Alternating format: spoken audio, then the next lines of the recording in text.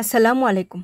আকলিমাস blog থেকে আমি আকলিমা সবাইকে আমন্ত্রণ জানাচ্ছি সম্পূর্ণ ভিডিওটি দেখার।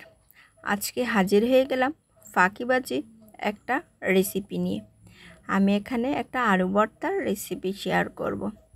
আসলে আজকে সূর্য মামা সকাল থেকেই এত বেশি তেজ ছড়াচ্ছেন যে আমি ভোরবেলাও রান্নাঘরে ঢুকেও রান্না করতে পারছিলাম না। ওনার তেজের কাছে আমি হেরে যাচ্ছিলাম, কিন্তু কি আর করা, খাবার তো অবশ্যই খেতে হবে, তাই ফাঁকিবাজি রান্না করে ফেললাম।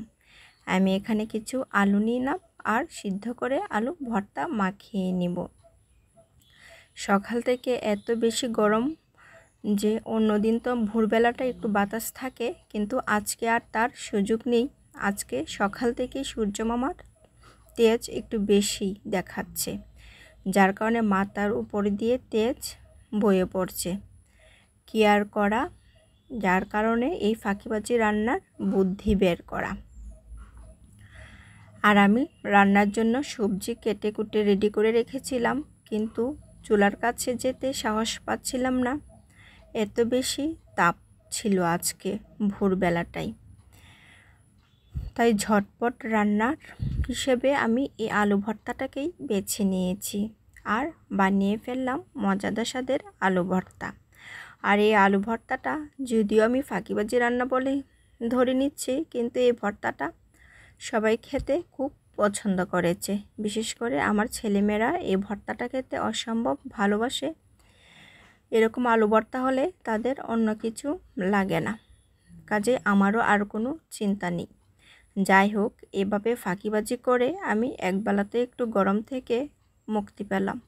যদিও আবারও আমার রান্নাঘরে ঢুকতে হবে, করার কিছু নেই।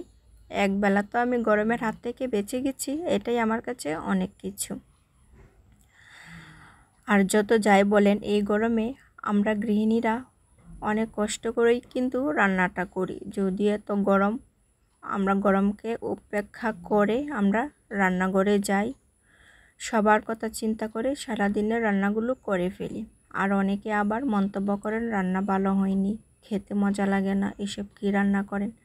তাদেরকে বলবো আপাতত গরমের সময় এরকম না বলে তাদেরকে উৎসাহ দেওয়া, কারণ এটা বুঝতে হবে এই গরমের মধ্যে কত কষ্ট করে ওনারা রান্না করেছেন।